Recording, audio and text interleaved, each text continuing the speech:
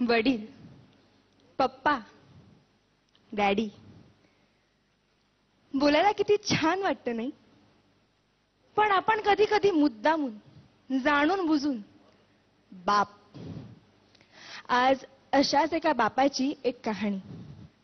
आई घराचं मांगल्य तर वडील घराचं अस्तित्व असतं. पण या अस्तित्वाला खरंच आम्ही कधी समजून घेतलंय का? वडिलांना महत्व असूनही त्यांच्याविषयी फारसं बोललं जात नाही. लोकांनी वडील रेखाटलेले, पण तेही तापट, व्यसनी, मार झोड करणारे. नाही, समाजात 1-2% असे वडील असतीलही, पण चांगल्या वडिलांबद्दल काय? आईकडे अश्रूंचे पाट असतात, ती रडून मोकळी होते, पण सांत्वन वडिलांनाच करावं लागतं. आणि रडणाऱ्यापेक्षा सांत्वन करणाऱ्यावर जास्त ताण पडतो, कारण ज्योतीपेक्षा समईच जास्त तापते ना. पण श्रेय नेहमी ज्योतीलाच मिळत राहतं. रोजच्या जेवणाची सोय करणारी आई आमच्या लक्षात राहते, पण आयुष्याच्या शिदोरीची सोय करणारा बाप आम्ही किती सहज विसरून जातो. आई सर्वांसमोर मोकळेपणाने रडू शकते, पण रात्री उशीर तोंड खुपसून मुसमुसतात ते आपले वडीलच असतात. स्वतःचे वडील वारले तरीही त्यांना रडता येत नाही, कारण छोट्या भावंडांना जपायचं असतं. पत्नीने अर्ध्यावसात सोडली तरी पोरांच्या अश्रूंना आवर घालावा लागतो. जिजाऊने शिवबांना घडवलं असं अवश्य म्हणावं, पण त्याच वेळी शहाजी राजांची ओढाताण लक्षात घ्यावी. देवकी, यशोदेचं कौतुक अवश्य करावं, पण भरपुरात पोराला डोक्यावरून घेऊन जाणारा वसुदेव लक्षात घ्यावा.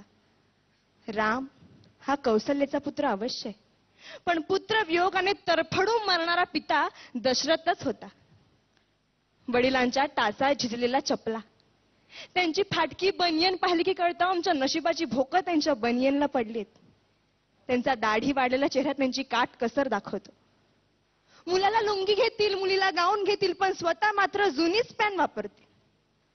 मुलगा सलूनमध्ये 30 रुपये खर्च करतो, मुलगी पार्लरमध्ये 25 रुपये खर्च करते, पण त्याच घरातला बाप दाढीचा साबण संपला म्हणून अंघोळीच्या साबणाने दाढी खरवडीत.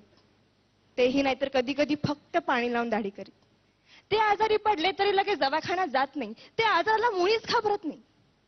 पण डॉक्टर एखादा महिना घरी आराम करायला लावेल यांची त्यांना भीती वाटते, कारण मुलीचं लग्न, पोराचं शिक्षण बाकी असतं. घरात उत्पन्नाचं दुसरं साधन नसतं, ऐपत नसते, तरी मुलाला मेडिकल इंजिनिअरिंगला प्रवेश मिळवून दिला जातो.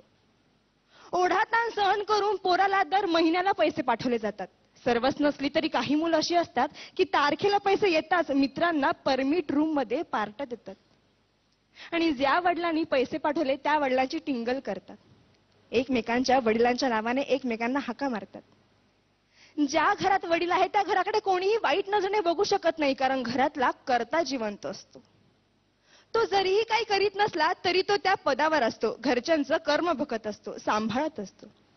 आई असण्याला अथवा आई होण्याला वडिलांमुळेच अर्थ असतो. कोणत्याही परीक्षेचा निकाल लागल्यावर आई जवळची वाटते, कारण ती जवळ घेते, कवटाळते, कौतुक करते. पण गुपचूप जाऊन पेढ्यांचा पुडा आणणारा बाप कोणाच्याच लक्षात राहत नाही. चटका बसला, ठेच लागली, फटका बसला तर आई ग हाच शब्द बाहेर पडतो. पण हायवेचा रस्ता ओलांडताना एखाद्या मोठ्या ट्रकने अचानक ब्रेक लावला तर बाप रे हाच शब्द बाहेर पडतो. कारण छोट्या संकटांना आई चालते हो, पण मोठी वादळ पेलताना बापच आठवतो. काय पटतंय का? मंगल प्रसंगी अख्खं कुटुंब जातं, पण मैताच्या प्रसंगी बापालाच जावं लागतं. मुलाच्या नोकरीसाठी साहेबांपुढे लाचार होणारा बाप, मुलीच्या स्थळासाठी उंबरठे झिजवणारा बाप, खर्चांसाठी स्वतःच्या व्यथा दडपणारा बाप खरंच किती ग्रेट असतोय. वडिलांचं महत्व कुणाला कळतं? लहानपणीच वडील वारल्यावर अनेक जबाबदाऱ्या खूप लवकर पेलाव्या लागतात. त्यांना एका गोष्टीसाठी तरसावं लागतं.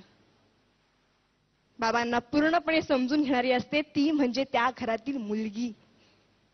सासरी गेल्यावर अथवा घरापासून दूर असताना वडिलांशी फोनवर बोलताना त्यांचा बदललेला आवाज ते एका क्षणात ओळखते आणि 17 प्रश्न विचारायला सुरुवात करते. कारण कोणतीही मुलगी वडिलांना जपते, जाणते. इतरांनी आपल्याला एवढंच जपावं एवढीच त्यांची अपेक्षा असते. धन्यवाद.